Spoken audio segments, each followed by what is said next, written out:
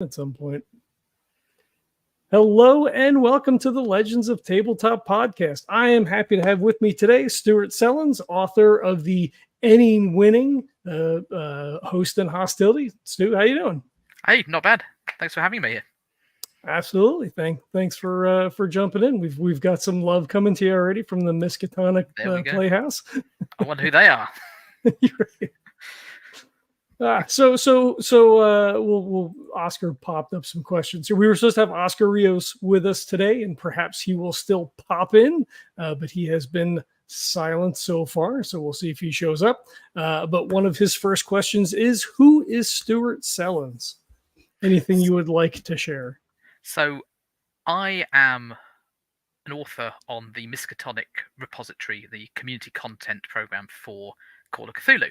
I started off in March of 2022, so actually only fairly recently, after running the campaign, the wonderful Keith Herbert campaign, Day of the Beast. I decided I'm going to slot my own homebrew scenario in there. So I ran it, great fun, thought, you know what, I wonder whether other people want this. Wrote it up, stuck it on the repository, and got a lot of love for it, which I really quite liked. So decided I want to write more. In my spare time, when I'm not doing all of this stuff, I'm actually an optometrist, so deal with your eyes, all that sort of stuff, working in the hospital service, working in the NHS in the UK. That, I think, working in quite a high-pressure healthcare environment means that actually the writing is a sort of my let go. It's the release the steam. Just put everything down onto paper and just get it written out there. It's great fun. But yeah, so as you mentioned, Host and Hostility, there it is, was an Ennie nominated and award-winning. It's a collection of scenarios for the Miskatonic repository.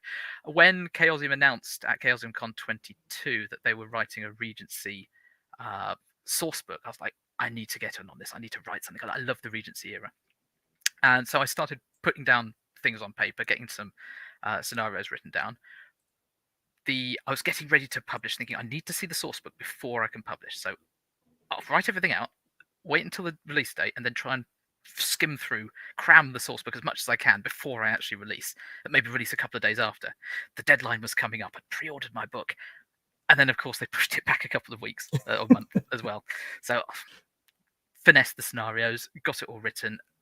Ended up going live about a week after the drop of Regency Cthulhu, which was very good timing on my part because, of course, everybody's hungry for more Regency Cthulhu content, and they really quite liked it. So I've written a couple more Regency Cthulhu scenarios since then, one of which is part of Evan Perlman's wonderful In Strange Seas collection, which is actually also in print, if you don't mind a bit more self-promotion on that as well.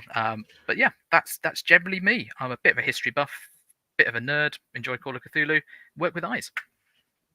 Nice, very good. What is it about the Regency period that kind of drew you more to that as opposed to the traditional 1920s? So I think part of it is the strict social structures that you get there. In the 1920s America setting, let's say, if you want to break into someone's house, other than the law enforcement, they may or may not be around, and depending on where you are, you can probably get away with it. In Regency Cthulhu, you've got your extra skill of reputation, which of course diminishes just like sanity does. Mm-hmm. And it can lead to such wonderful role-playing situations where you think, I'm sitting around this table, I've just seen somebody put something into that drink. They're giving me this drink. Do I drink it knowing that there's something in there? Well, if I don't drink it, I'm going to lose reputation because I'm going to be insulting my host. And the role-play opportunities from that really are fantastic. Again, as with the sanity score, as your sanity decreases, as your reputation decreases, it has an impact on how you play your character. If you become a bad sort, well, actually, maybe you might start not caring what society thinks. Well, I'm a lost cause already. Let's throw caution to the wind, while the rest of your party are still trying to be these uptight, upstanding citizens. I also like the low tech, which, again, 1920s isn't quite as modern now, but take it back even more. Much more rudimentary weapons, much more rudimentary travel. It just really adds to the atmosphere. I'm also a big fan of the works of Jane Austen, a lot of the classic literature as well. Matthew Lewis's The Monk, and things like that as well. So it just sort of really fits into the whole historical period that I'm interested in. all started when I was in a production of Pride and Prejudice the musical by Bernard J. Taylor back in the early 2010s, playing Mr. Bingley. My wife, or my girlfriend at the time, my wife now, was a really big Regency fan, and just introduced me to the world of Jane Austen and the Regency, and yeah, all came from there really. And a cat, that's always good as well. Yeah, he's running around the house meowing, so I figured maybe I'd just grab him. Let be quiet. We may very well get appearance from one of mine as well. They quite often enjoy jumping up when we're recording sessions. Doing something. Yeah, absolutely. It's always the way. Yeah, I wasn't necessarily interested in Region. When they announced it, I was like, oh, that's pretty cool. It's another setting or whatever. I'm like, I don't know. For me, right? Like, it seems kind of stifling, although it is interesting. With the extra aspects and stuff. And then I listened to the short campaign that Bridget ran for the Old Ways podcast. Oh, Echoes in the Mist, fantastic! And it was so good. I mean, just top, like, just blew me away. And I was like, I don't know, maybe there is something to this. Might want to check this out. Another really good example of how the Regency can work. The way that Bridget twisted everything around with the three of them is absolutely fantastic. Wonderful. Yeah, can't wait to see whether that comes up on the repository at some point, because I'd love to run that for my group. I think they'd enjoy it. Yeah, that's definitely one you want to. So anybody who hasn't subscribed to the Old Ways podcast, definitely worth it. Check it out just for that series alone, and obviously all the other stuff is amazing as well. So good.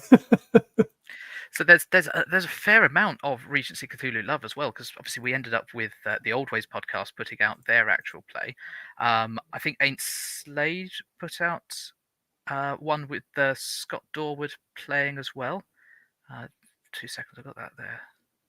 I don't remember the name. Dance with Darkness, and obviously the Miskatonic Playhouse have put out Cult on Culpability by T.A. Newman. There's a lot of people putting out these.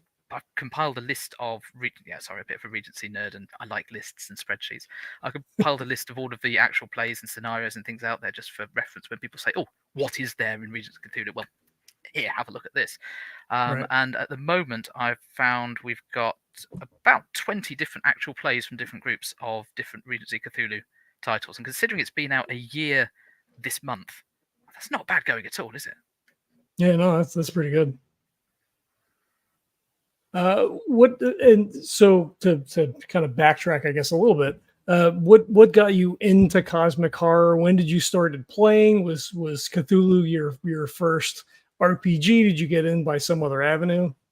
So the first RPG was a 16th birthday party, D&D 3.5. My friend Chris had been given the DMG and the monster manual for his birthday, and we sat around the table, rolled up some characters. I was a gnome barbarian called Grump the Elder. And of course, back in 3.5, a gnome barbarian, not a particularly good mix, was it? And we had to hunt for the missing golden iPod of King Ferdinand. And I can't remember much more than that, but it was what an introduction. And then obviously we played a little bit at school as well when we could, but we're getting into exams at that stage. It fell by the wayside. University comes around. I joined the Gaming Society at Bradford for a couple of weeks, and then other things come up. But I started up getting in reading the Order of the Stick webcomic on the Giant in the Playground website. Right. And there was on the forum there was a group of UK-based playgrounders, as we call them, the people from the Playground website.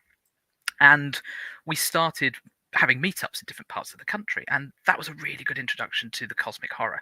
So that's where I played my first Call of Cthulhu one-shot, and suddenly going from, I'm not going to say power gaming, but going from these wonderful heroes, bold adventurers, to these very squishy people that the smallest thing really ends badly for them. It just, blew my mind away that you could actually roleplay normality going wrong. And it just got me hooked. I've played very little D&D since. I've played a lot of Call of Cthulhu since.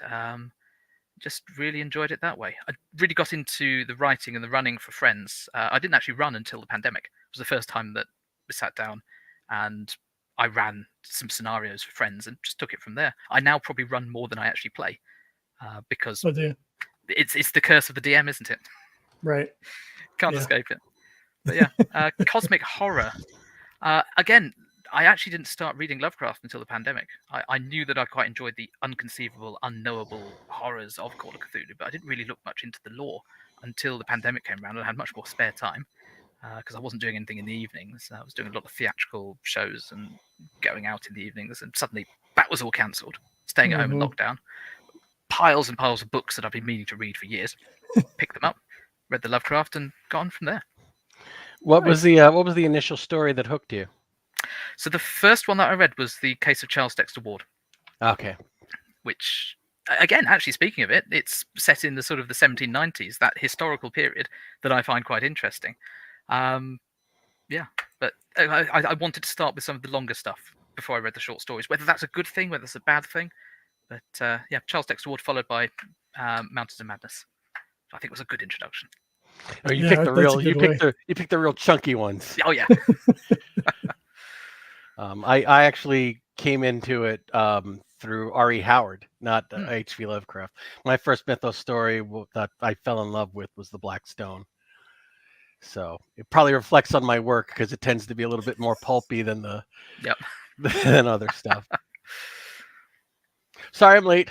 No. Thanks for no worries. Okay, so are we moving on to the third question? We're jumping around. It's very sort of loosey goosey. All right, so let's go with this. All right, so what's a book, short story, movie, TV show, published scenario that you didn't write that you consider a perfect example of cosmic horror? Ooh, that is a good question. Like out of everything out there, what do you think for you, because it's very subjective, what captures it best? I'm going to go for the classic, and I'm going to say, I can't remember what it's called. It's the Robert Chambers story in the book The King of Yellow.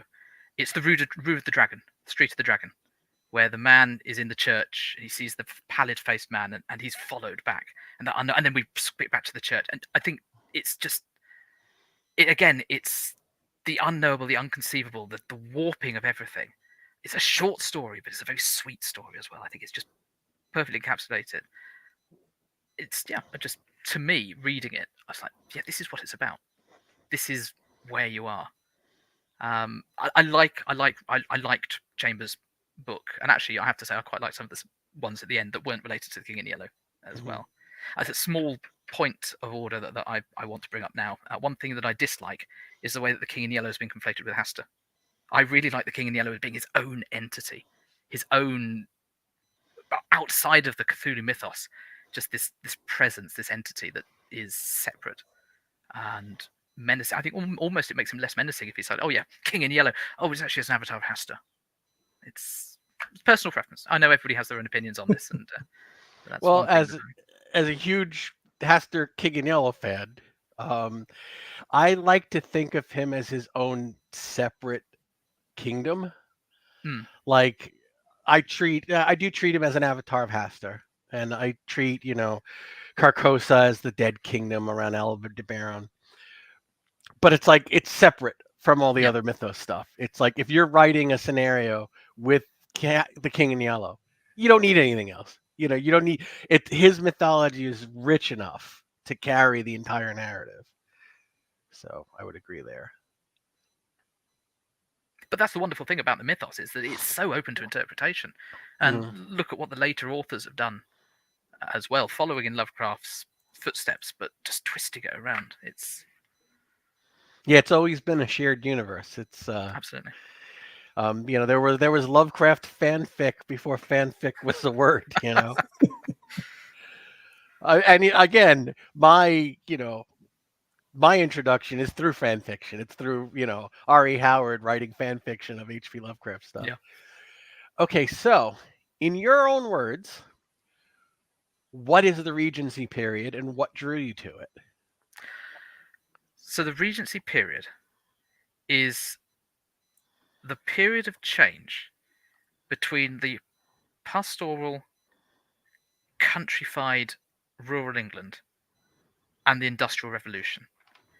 You've got the looming technological advances just ahead of you, just that shadow of change is creeping in. you've got a little bit of people trying to cling on to the old ways as well. So you're in that time of flux. Society is still very strict. It's not as moral. It's not as moralistic as the Victorian era brings in, which is gaslight, a completely different monster, which is again a lovely, wonderful thing.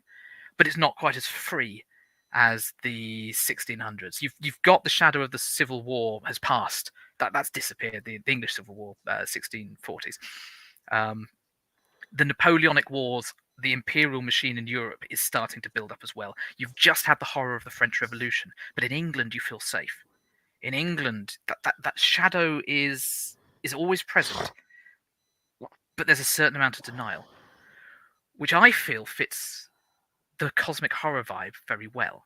If you've always got that sort of just watching over your shoulder, just to make sure, but you go on with your life. Is it the imperialism in Europe, the French Revolution, that is making you on edge, or is it something else? The strict social rules, as I've mentioned before, which really tie in well with the Regency Cthulhu skill of reputation, again add for great role playing in the game, which means that you really can bring to life the Regency characters that you see so often on our screens, the Bridgerton characters, the Jane Austen characters. There was a wonderful TV series by the BBC a few years ago called Taboo, which had did see some of that. I did see some of that. But again, it pitched what would happen if you do have somebody who's outside of society coming in, and you've got what's his name, Tom Hardy. Right. Tom Hardy's character. He was like he was half Indian, I think, and he was. Facial... mother was from Nootka Sound, which is just on the south of the coast of Alaska, I think. I'm not particularly good with North American geography, sorry. But again, it's this character. It's what happens when somebody who has his own social rules, and if anything, is probably more civilized than the rest of society, comes in and throws the spanner in the works. And that is what you can do with Call of Cthulhu. Again, you could take it the other way. You could go for your very strict military regulations and rules with your Sharps rifles, with your Horatio Hornblower, which, again, a bit of self-promotion, sort of what we did in Strange Seas, which is reputation and horror in the Regency Royal Navy. Again, I'm going to mention Evan Perlman for that as well, who organised such a wonderful project as well. But what is Regency era? The Regency era is a chance for you to explore society as the monster. 1920s, society is almost in freefall. You've got prohibition, you've got the gangs in America, you go over to Europe, you've got the rise of fascism in Europe. It's already sort of on the decline. In the Regency era, you've got that level of safeness, which is that hint of something's changing. So to me, that's what draws me to the Regency era. Interesting point. Just to see if you agree. It seems to me like you like the Regency because in England, it's almost like the eye of the hurricane. Yes. It's like everything is going crazy around it, and you feel safe, but are you really? Absolutely. I think that's in America, in the 20s, you have the rise of fascism in England.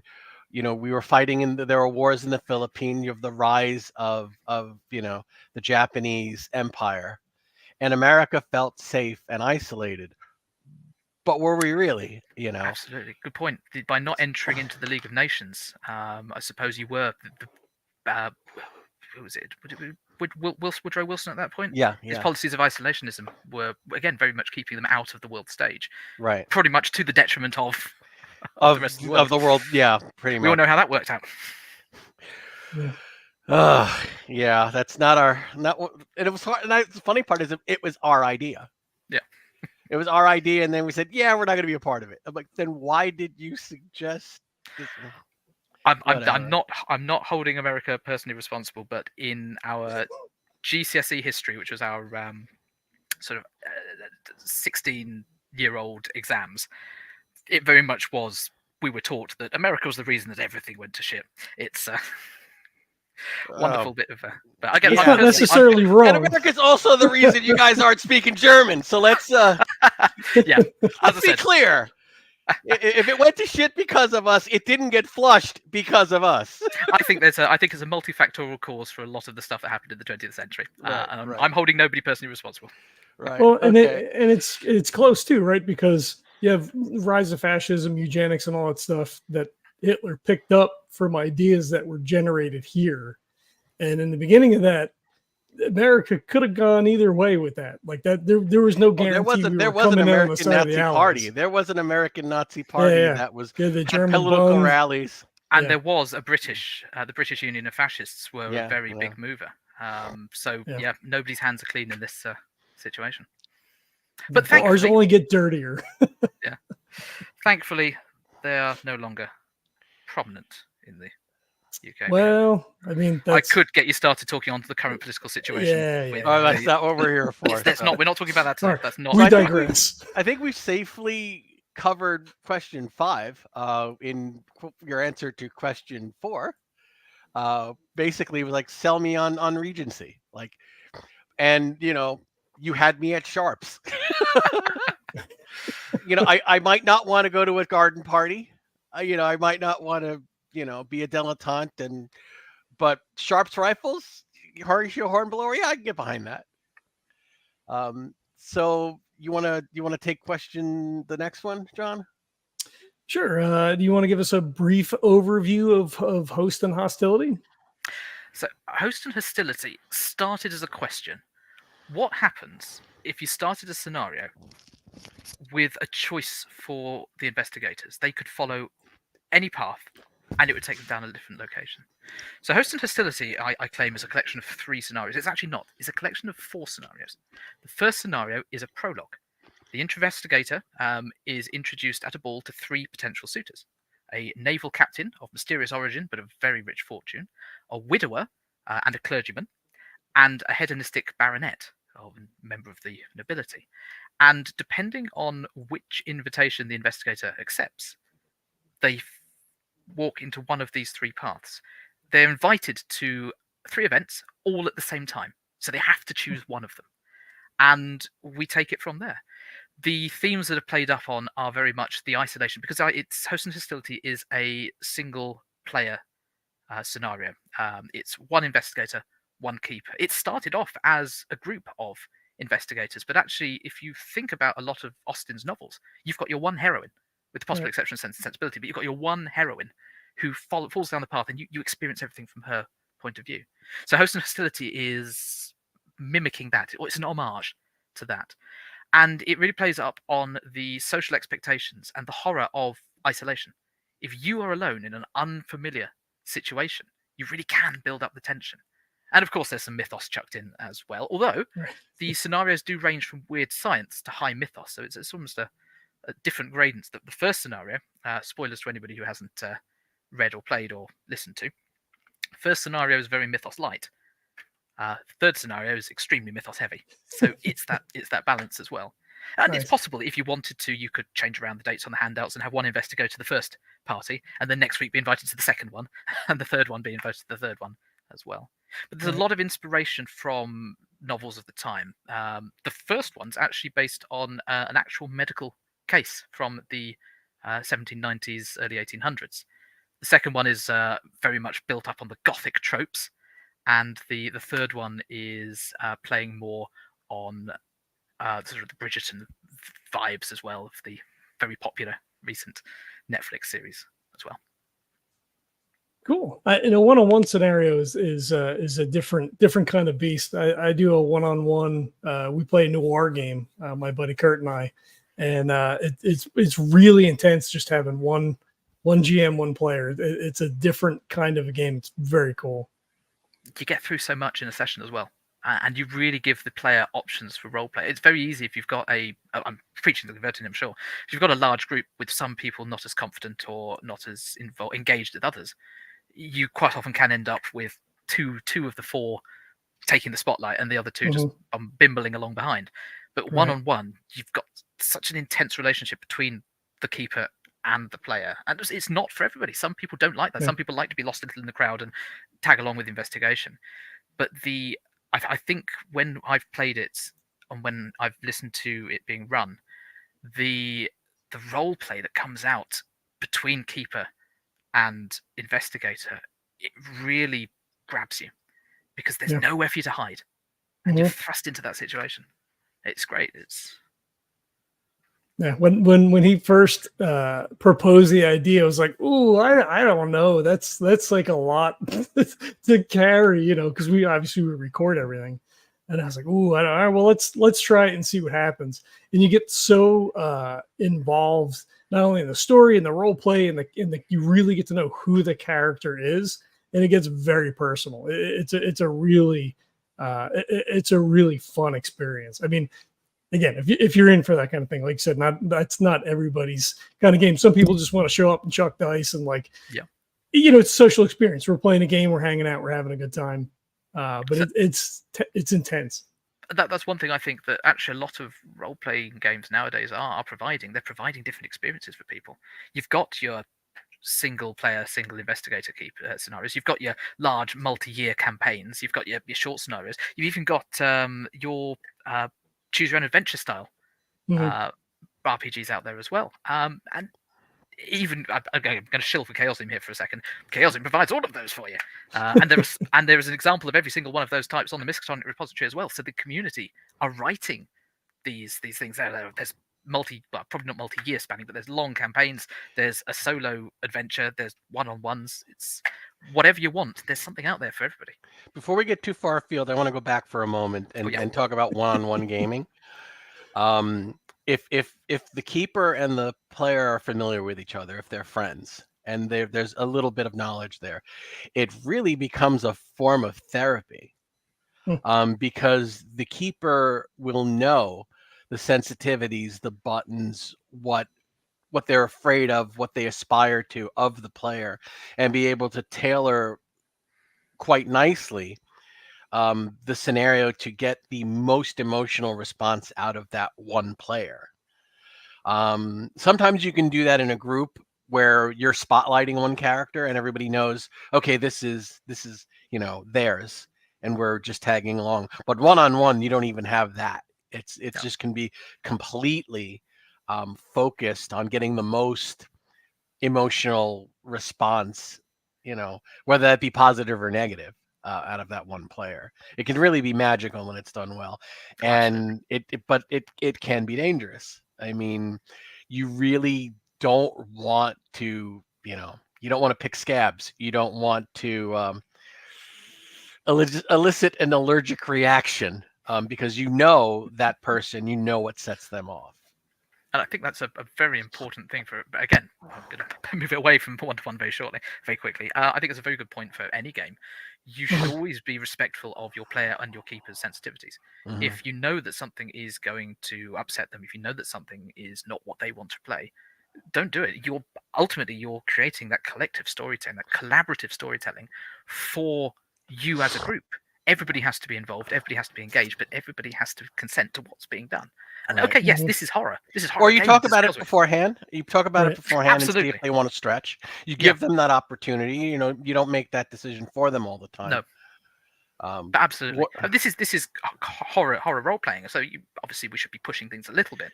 But if there's an absolute grey black area, a red area, black area, don't want it. You respect that, right. Again, it's There's one con round I have that it's a perfect example of this. It's set. All the characters play Japanese soldiers at the end of the Second World War, and one of the characters is a veteran of the Chinese campaign through Nanking. And in his background, it talks about like the incredibly horrific war crimes he's committed. And then there's a throwaway line. It says, but it doesn't really matter because it's not like they were people; they were Chinese.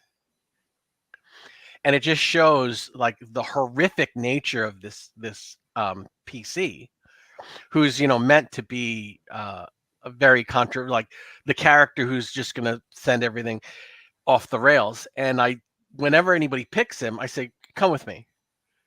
And we leave the table, and I let them read it. And I said, "If you've got a problem and you do not want to play this guy, let me know and I'll swap him out." And I've had people look this over. Oh no, there's there's absolutely, and it was like, because I mean he's meant to be a revolting character. Yeah. And some people will want to explore that just as the depravity of the human condition. like they'll do it, but other people, they can't even put themselves in that moment. Yeah, so there are moments where you really need to give people the opportunity to choose, and sometimes they're like, yeah, I'm not up for this. Oh, absolutely. And again, I think this says communication is probably one of the most important things you'll ever do in role-playing. It's all communication. Absolutely. It's nothing but communication. Sitting around talking with your friends, rolling dice. Well, and it's important even with your established group, to run a session 0, to make sure you have all your safety tools available, X card, lines and veils, all that kind of stuff. I mean, your friends, but there may be things that they haven't talked to you about, and for the most part, the major things, right, are not going to come up in game, right? Like you're not going to have, violence to children, generally speaking, rape, those sorts of things are not, it's, it could be something that's off screen that informs a scenario or a situation, but that's not stuff that you want to role play, right? Like all those things are important going, and even with people, and especially with people that you don't know in a con scenario, to at least, present those lines and veils and all that stuff for people to, know that there's a safe space for them to be like, let's just move on. That's I don't want to do this right now. I've had people sit down at a table at a con and saying, this scenario is going to be dealing with date rape and abortion and illegal abortion in the 1920s. If you have any problem, find another game. And usually the players are like, holy shit, we're going there? Okay. They roll up their sleeves like, oh, this is going to be something. But, other people hear that and they'd run for the hills. Like, I do not want to deal with those kind of issues. Well, even Girl in the Pines to some extent, is kind of borderline a little bit, right? I mean, just in the nature of the relationship, things like that. Not to spoil anything, but I suppose it's a sad story. Yeah. I mean, because it could just be murder. Yeah, I don't know. I mean, whatever. We play a lot of games together, so we're okay. So, do we want to move on? Yeah, sure. Okay, what's next from Stuart Sellens? What are you currently working on? What are you planning to work on? What's on your future wish list of projects? Where do we go from here? I have two main projects I'm working on at the moment. One is a 1920s scenario set on a train. I quite like trains. It's a bit of a break from the Regency stuff as well. That one is going to come out of the Miskatonic repository, and the other, it's called Lost and Found. Lost and Found. It involves lost property on a train. Does the entire scenario take place on the moving train? No, it takes place partly on the moving train and partly in the lost property office at a remote station. But I'm still in sort of development of this as well, so it may very well end up on the train. But it's also coming up suggested that I'm thinking, could this be slotted into an already existing campaign? If you've got a long train journey, as drop-ins are great. Here we go. Just have this here, which I think could be quite nice. And I'm plotting out ideas for a pulp Regency campaign based on the Scarlet Pimpernel. So sort of bring in Reign of Terror, bring in the Regency. Again, show that contrast between the two. Pulp, to me, in context of Regency Cthulhu, is very much swashbuckling. It's your Zorros, it's your Scarlet Pimpernels, it's your Princess Bride. I think that could be quite fun. I'm working on 4 scenarios for that. The first one's pretty much done as an introductory, and then I need to actually flesh out the campaign. That's going to take time. No rush on that. And the other project is that I'm producer of the Miskatonic repository. No, I'm not. I'm producer of the Miskatonic Playhouse actual play podcast as well. So I'm working on a few scenarios with that, running those for the guys, playing in them, and doing a bit of editing, doing a bit of stuff there as well. So keeps me busy, keeps me out of trouble. Keeps you off the streets. For the podcast, are you generally running stuff from repository material, or are you guys a bit more expansive? At the moment we're solely running repository content. So the the reason we came up with the Playhouse in the first place was we were looking for outlets for our scenarios. We're all content creators ourselves, and we realised that actually there's a bit of a gap in the market. There's a lot of podcasts out there that run the officially published Chaosium stuff, which is great, and some of them will run their own scenarios that they've written, which again, absolutely great. But you've got a lot of people out there writing over 1,000 titles on the Miskatonic repository at the moment, and we thought, well, there's a lot of good stuff out there. Submit your scenario, we'll run them. We've obviously had a lot of scenarios submitted, so we've not been able to run every single one of them, but we're working through, and we've put out multiple scenarios every year, and we've had a lot of fun exploring scenarios that otherwise wouldn't have been you wouldn't have been find actual place for unless the author actually runs it themselves. And as a community group, we're from the community for the community. Oh, okay. Right. We've got a couple of our own grown scenarios there as well. So I mentioned Cult and Culpability earlier. Well, that was actually a response to the Regency book. Our host, T.A. Newman, he wrote the scenario, ran it for us, and he's now writing it up for the repository. So it's going to be a repository scenario. Nice. It's just not at the moment. But other than that, other than dabbling into, we might be looking at other things, maybe a Jonestown compendium or a Rivers of London scenario here and there. But other than that, it's all pretty much Miskatonic repository. That's very cool. That's a cool avenue to take to showcase other writers and other scenarios and bring a little bit more light to that. That's really cool. Do you have guest GMs come in as well?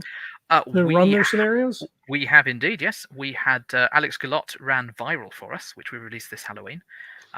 We had so the 3 Host and Hostilities scenarios, I've had guest keepers in. So we had Kat Clay, who wrote The Well of All Fear and The Hammersmith Haunting. She's an author from Australia. We had XP Lovecat, Leslie Horn, who's known as the Council of Shoggoths, and her wonderful reviews. And we had Lynn Hardy, co-author of Regency Cthulhu and line editor for Call of Cthulhu, running needs no introduction. Lynn Hardy needs no introduction at all. Yeah. That one is currently in editing and will be hopefully released within the next couple of months as well. So yeah, we get guest keepers in. We get guest keepers to run their own scenarios. We get guest keepers to run other people's scenarios. If you've got a scenario and you want us to run it, drop us a line. If you want to run it yourself, have a chat with us. Some scenarios we want to keep in-house with us running it. Some scenarios we will absolutely let other people run. But we'll have a chat, conversation. As we said, communication is key. Nice. Very cool. Cool side note, Kat's going to be writing for Golden Goblin Press in 2024. Oh, that is awesome. She won a slot in a project that we have to get officially approved in the next couple of months, but she's already on the clock. Fantastic. So. Nice. And then she was on Miskatonic University podcast. I don't remember which episode. I believe it was relatively recently, though, within the last 20 episodes, maybe. Absolutely lovely. Lisa and I had Lisa Paddle, our chief editor, and the 3 of us sat down for a nice chat, dueling time zone chat. And we're really looking forward to working with her. She recently won a Ditmar Award as well, which is the Australian Science Fiction Achievement Award, I think, which is pretty impressive too. Nice. Yeah, she's the exact kind of author Golden Goblin Press is looking for. One who happens to be a Roman history nerd on top of everything else. I do want to circle back real quick. You were talking about writing a pulp Cthulhu campaign. Do you feel like the pulp aspect, right? The survivability of the investigators reduces a little bit of the cosmic horror aspect, right? The age old argument of pulp.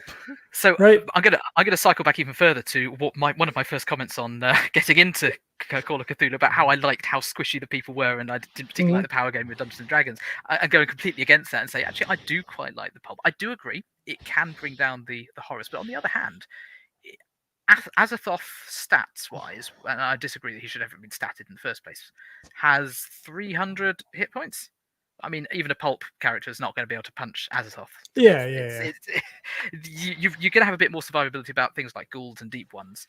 But again, for the Regency era, I think that little bit more survivability adds a bit more role playing. It's that trade-off, isn't it? You're right. You've got a standard Regency Cthulhu investigator running a deep one with a knife. That's not going to end well. got a pulp Regency Cthulhu brandishing their rapier, you end up with a very cinematic scene. Yeah, And that, I think, is what you want to play on. You want to play on the cinematic element. And again, your Indiana Jones is wonderful. We love that as well. Right. So it's... there we go. Thank you, Cosmic Alchemist. I will play devil's advocate and say, number one, I came to this from Ari Howard, so I love my pulp. The Mummy with Brendan Fraser is one of my favorite movies of all time, and if that's not a pulp Cthulhu movie, I don't know what the hell is. But The Mummy is not a horror movie. The Mummy is an adventure film. It has moments where you have jump scares and you're creeped out, but you're never really afraid because the heroes are going to come through. I like running games where if the players had this character for more than 2 games, they are terrified that they're going to lose them. And that's always the case. And every once in a while, you've got to kill a character or allow a character to die, just to remind the team that we are playing Call of Cthulhu. Mm-hmm. If you take that away with pulp, and you give them 2 and 3 levels of hit points, you're no longer playing a horror game. You're playing an adventure game, and there's nothing wrong with that. I played D&D for years. But I like Call of Cthulhu because it really has that mortality factor. Mm-hmm. And it's easy to be heroic when there's nothing at stake. It's very hard to be heroic when one shotgun blast, 2 well-placed rounds from a 38, and you're done. Absolutely. Falling off a roof, you could be done. A bed pushes you out of a window. That's you. A bed pushes you. Exactly. The terror that players experience, especially in that one. I had one player, just so angry, and it said there's nothing wrong with this house that a few oily rags and a bucket of kerosene won't solve. And he was just ready to burn the house down. It was like so enraged because he was afraid. Yeah. And you're not going to get that level of fear in Pulp Cthulhu. And for me personally, I like that level of fear. I like putting players in the in that point where they're like terrified. But that's me. Yep. Very valid points. Absolutely. It's again, personally, I like. So where do you fall, Stu? I like the squish. I personally on the pulp and lethality. I'm meter. Definitely more towards the squishiness. The Scarlet Pimpernel idea was very much what drew it to the pulp, because of course you look at the classic films. It's all swashbuckling there as well. But yeah, one thing I do quite like actually is when scenarios or campaigns put, this is the scenario, but if you want to pulp it up, here are some tips for you as well. Which I think is a very elegant solution to that as well. But as I said, the campaign is currently very much in development stage at the moment. There's nothing secure with the plot, so who knows? It may end up being extremely squishy investigators. It may well be a bit more high pulp. We'll see where we end up. Eh? And either one will be fine, because it's even people who like the fear and the squishiness. Every once in a while, you just want a beer and pretzel kind of session. Oh, yeah. And you'll, as a palate cleanser to I do want to chop down a dark young of Shub-Niggurath with an axe, and then just to get it out of my system. Let's go punch some Nazis, and then get back to the regular horror game. But I think that even in a game like D&D, right? So we played a ton of Fourth. Whenever I ran, when things would come to combat, as it inevitably did in a D&D game, because it was a resource management game, was to use as many of the players' resources as possible. You may not actually kill them, but there needs to be the threat of death.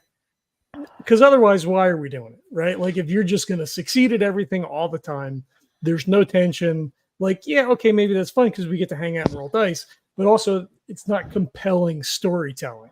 You know, you need to have it. And in our Invictus game, you know, we lost Jesse's character halfway through, you know, 3/4 of the way through. He died. We didn't know that at the time. There was some speculation. But there has to be that for it to be compelling and to be, you know, really interesting. I feel it anyway. And what's really great now to talk about the Invictus campaign, we're two adventures beyond where that one character died, and the surviving players are still dealing with the fallout of like one of the NPCs last night was like giving John's character shit and saying, your friend just died. You know, there are other people who could be doing this. You need to start stepping back. You know, you're not 22 years old anymore. You know, basically you need to start thinking about a life beyond this. And another character says, I'm not going to drink at this party because when I drink at this party, I get very loose-lipped. And she's still dealing with all of the anger and grief. So she starts babbling stuff about the mythos when she's drunk. That's happened. So the death has like forever changed those surviving characters in such a beautiful way. But you're not going to get that in pulp because no one's going to die. Nope. Yeah. And the interesting thing about that is I thought about this last night is I don't know how close we are to losing Macreon at this point because of all of that, because of the situation that we find ourselves in now. Macreon is the oldest character in the group. He's a scholar and he's not really a fighter, but he's starting to. It's always the way, though, isn't it? When I ran Day of the Beast, we started off with a load of characters. Only one of them survived all the way through, and he was the mob lawyer who had a strength of like 30, the constitution of about 40, and yet he managed to survive. If you're in the right place at the right time. Yeah. So Macreon's thinking of hanging it up. Maybe. I don't know. No, I get it. I mean, you've had a good run with the character, but how low is that luck going to? How low is that luck pool going to get before it's too late? Well, and it's also about legacy, right? Like his wife, for lack of a better term, it's like, hey, like you're old. And there's not. He's like 15 years her senior in Cthulhu Invictus, which isn't strange because but he's pushing 50 and has no legacy. He has no heirs. So it gave me a lot to think about after we finished that session. I was like, fuck. Which gets back to when your keeper is a friend and knows you personally. He knows because we're both middle-aged guys pushing 50. And you start thinking about your legacy and what's going to come after. So I knew this would be a storyline that would really grab him. Anyway, just we digress. Yeah, we're old. You're not. We'll shut up. You'll have plenty of time to be old and gray and bitter like we are.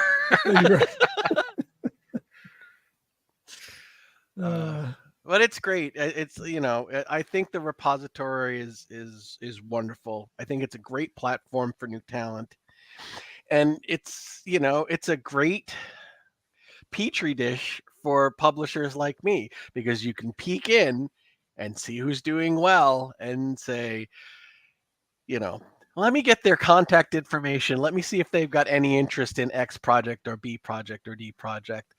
And then you showcase new talent.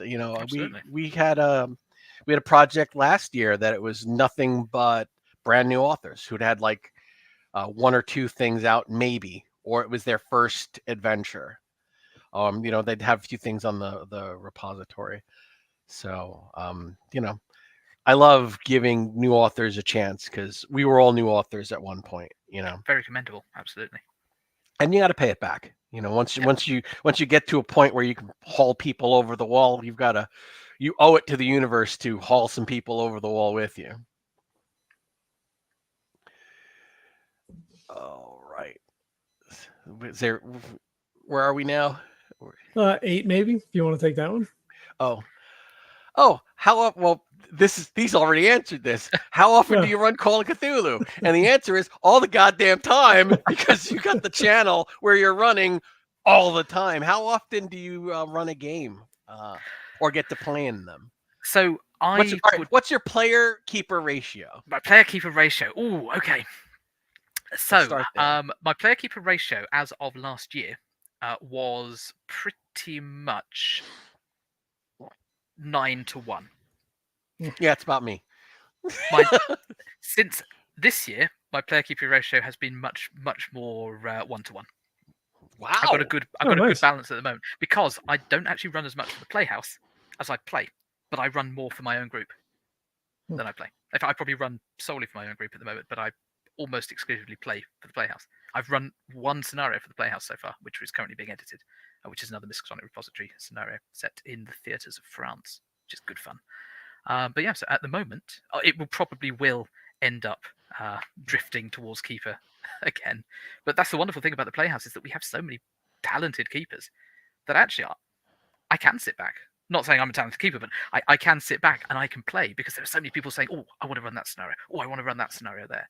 Whereas in your home group, you fall into your own dynamics. And actually, to be fair, people in our home group are stepping up and running one shots as well. So we've got that balance there.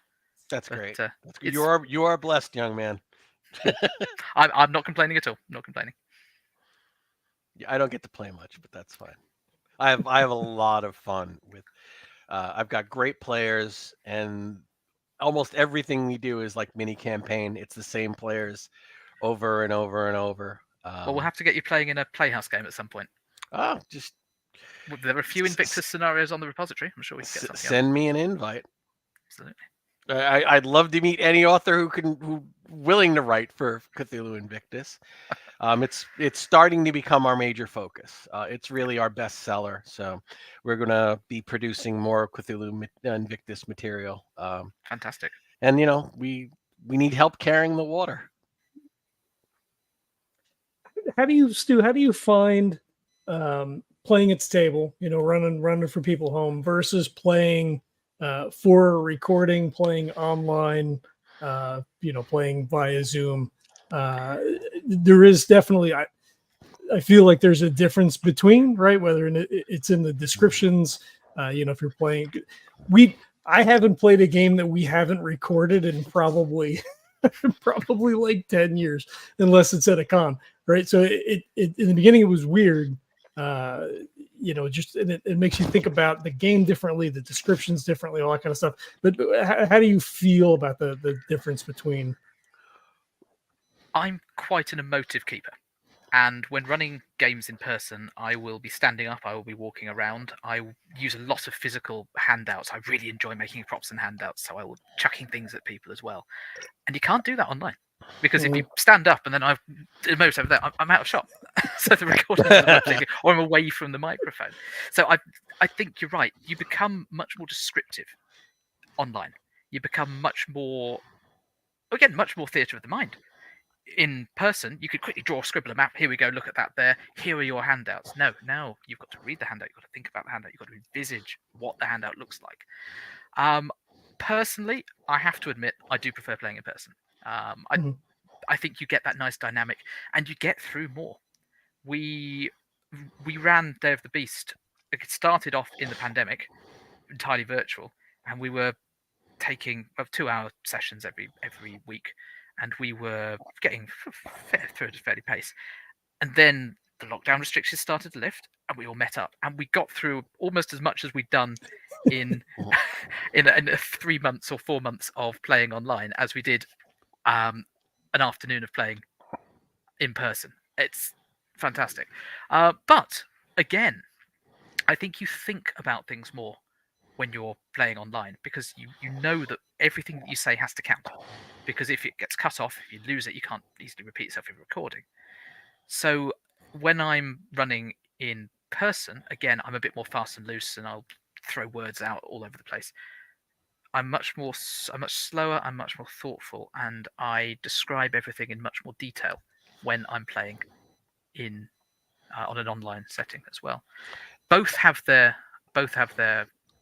bonuses, and both have their disadvantages. But personally, I prefer in person. Sorry, Newman. I have to say that players tend to be more respectful on online games because they're not cutting each other off, and they unless they're totally oblivious, they're not trying to hog screen time. In tabletop, in like where when you're physically together, that doesn't always tend to be the case. But the snacks are a lot better when you're all together. I at my age, getting a group together for Call of Cthulhu is like, okay, we're having a dinner party. We're setting out a whole spread. We're going to be here all day. We're going to be eating. We're going to be drinking. It's going to be like an event. The problem is those are very hard to organize with scheduling, adults, careers, children, geography. I mean, I play with people in Massachusetts. I play with people in New Jersey. I play with people way out on Long Island. I play with people in the 5 boroughs of New York. But if I do this virtually, I can play with my friends in the desert states, in the Pacific, in the Northwest, and my friends who are relatively close in Jersey. My friends in Ohio. I can get, it allows you. It solves that problem of distance. It does. It really does. And you can showcase, if you're recording and producing, you can showcase talent from across the world on your table. I'll go back to your point about the dinner party. So my wife recently ran Good Vibes Only, which is a Miskatonic repository scenario by Phaedra Fluru on the repository. And it has certain tasks that need to be done, but it also features a lunchtime scene. And the lunchtime scene at that scene in the scenario are served vegetarian vegan pizzas. And so he called in and had delivered for us vegetarian vegan pizzas for our break over the lunch. You can't do that online. Well, you could call up your pizza place, right? Okay, I want to deliver to that house and that house and that house across the world. Can you deliver at the same time? No, it doesn't work. It doesn't work. Every Cthulhu Invictus game that I play live, there are 2 different types of bread and 2 different types of flavored oil on the table for just dipping and snacking. Everything has to be period. So meats and cheeses, and we used to do hummus, and then we realized nope, hummus is not is not period to the Roman Empire, so we cut out hummus. So it's like nuts and cheeses and anything that would have existed, and so much wine. So well, what an awful thing that must be for you. How terrible. How can you cope? We do have some garum. People do give us garum. We haven't opened it yet. But yeah. But yeah. It just adds that little bit of extra immersiveness, doesn't it? No, it's wonderful. It's wonderful when you can do it. It's just so much more difficult. Absolutely. All right. Is there anything else, John? Do you have any questions for us? Why are you so awesome? I suppose. When actually, I do have a question. Okay. When coming up with a scenario for Golden Goblin, do you start at the end, or do you start at the beginning? I never start at the end because the ending doesn't belong to me. The narrative belongs to the players. It's my opinion, speaking for me, it is a good keeper and author's job to always understand that the narrative does not belong to you. You write possibilities, you write options, you write opportunities for tragedy or heroics or cowardice. You write situations, but the narrative ultimately never belongs to you.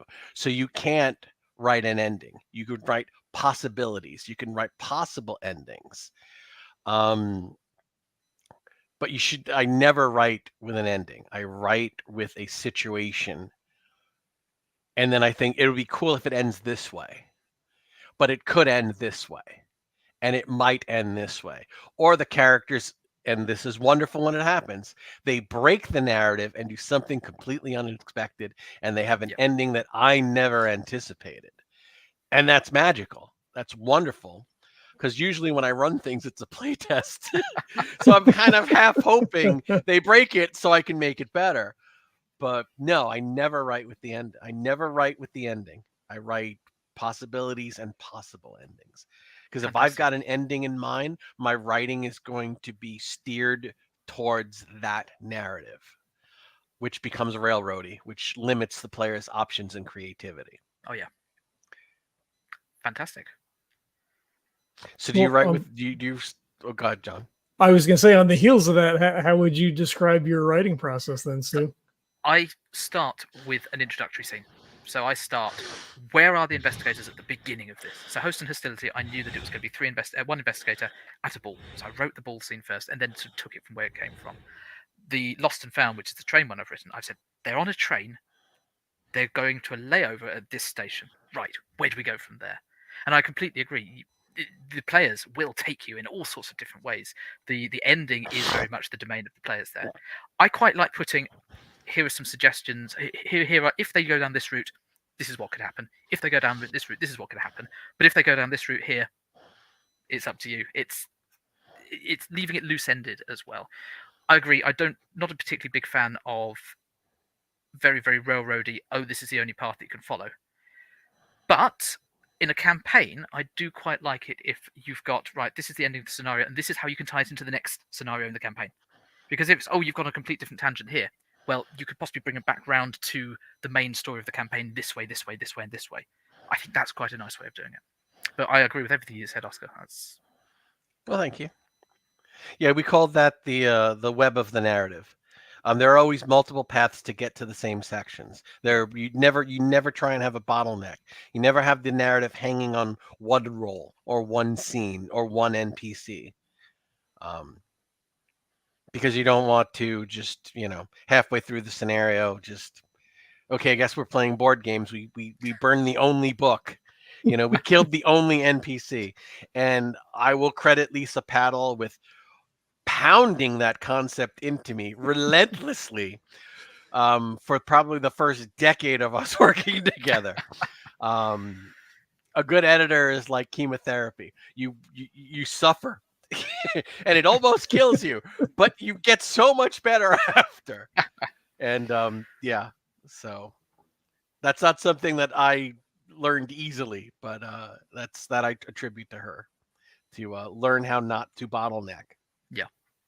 Failing forwards, I like, is a very good term. You fail that roll, well, you still get the information, but at what cost? Mm-hmm. Yep. And I think there's a difference too between, like strict railroad, right? And, the social contract, you sit down at the table, it's okay, we're playing this game. We're going to go rescue Princess Peach from the castle. Cool. We know where we're going, right? We don't kill the innkeeper and like now we run the tavern. We know where we're going. It's the stuff that happens in between is the stuff that makes the story, right? Whether it's, just flavor that the characters, players want to add.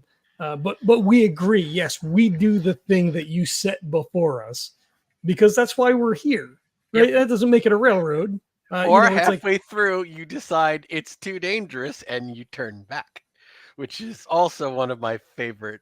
I will have the level of threat suddenly rise before the climax and give the players options like, nobody goes down this road that often. It's not like it's killing 10 people a year. It's like 1 or 2 people every 2 or 3 years. Do we really need to go?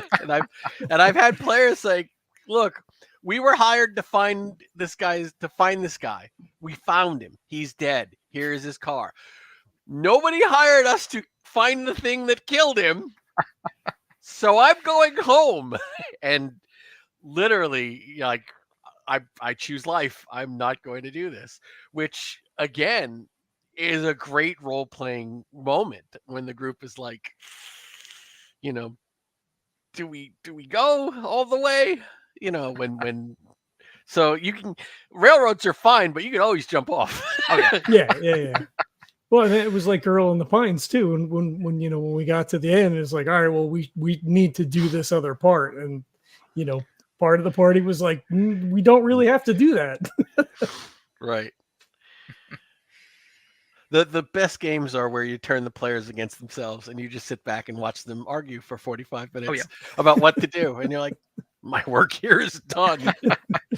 Very easy to keep those sessions. Yeah. Those are my favorites. If you can pull it off, if you can get them that connected. But that's really if you've got great players, and I'm blessed. I've got great players that really dig into the material. Well, we have an excellent keeper. Yeah. I try. No, I love you more. I'll get there one day.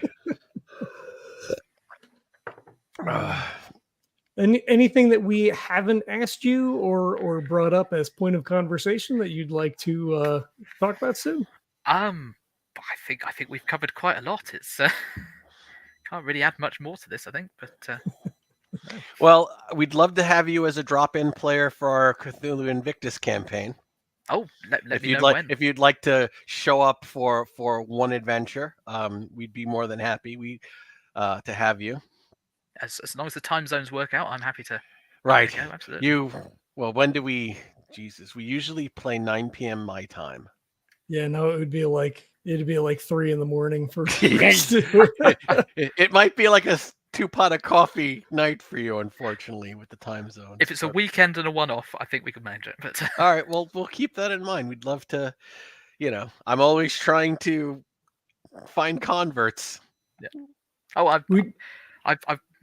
well, obviously, we've got a lot of Roman history here. I live fairly near to York, which, of course, was a Eber Arkham. So yeah. I've got a bit of an interest in the Roman Empire. And of course, being a man, we think about the Roman Empire. Yes, all the time, don't we? When that meme hit, I was so ashamed. I'm like, how often do you think about the Roman Empire? I'm like, every goddamn day. It's kind of what I do for a living, but okay. How often? That's funny. Cool. All right. Well, I guess we'll wrap this up, Stu. It was a pleasure to have you on. Thank you for coming. Thank you for sitting down with us. Yeah, if you have things in the future that you'd like to come on and discuss, obviously you're more than welcome to come and stop by. We'd be more than happy to talk to you about it. And if you want to invite John and I to sit down in a game, him and I never get to play as players together. I think we absolutely can do. And we will get you onto the Miskatonic Playhouse podcast. We'll cool. find us if you ever run an Invictus, I need to be there. Right, Newman, we'll put that on the list. We're going to have to find some Invictus campaigns on them. There are. Oh, I can tell you actually. So one thing that we've done with the Playhouse, a bit of a shout out here, is we've created an interactive map of scenarios and where they are set. So you can find that at our website, miskatonicplayhouse.com. But looking at the map, I can tell you that there are. Oh, it takes a bit of time to load. How many Invictus scenarios have we got? We have got 4 Invictus scenarios on the repository that have a set location. So we will run one of those for you. Absolutely. Nice. I think I might have read one of them, so let's hope. We've got 3 that we can run for you. Excellent. Unless anybody out there wants to write more Invictus for the repository, in which case, please do. Yes, please. Awesome. All right. Well, thank you. We'll have links for stuff in the show notes. Again, Stu, thanks for coming on. Oscar, it was a pleasure to have you as co-host. We'll be doing this again. Yeah. Yep. Doing this moving forward a little bit. Yeah, absolutely. All right. Thanks, everybody. We'll catch you next time.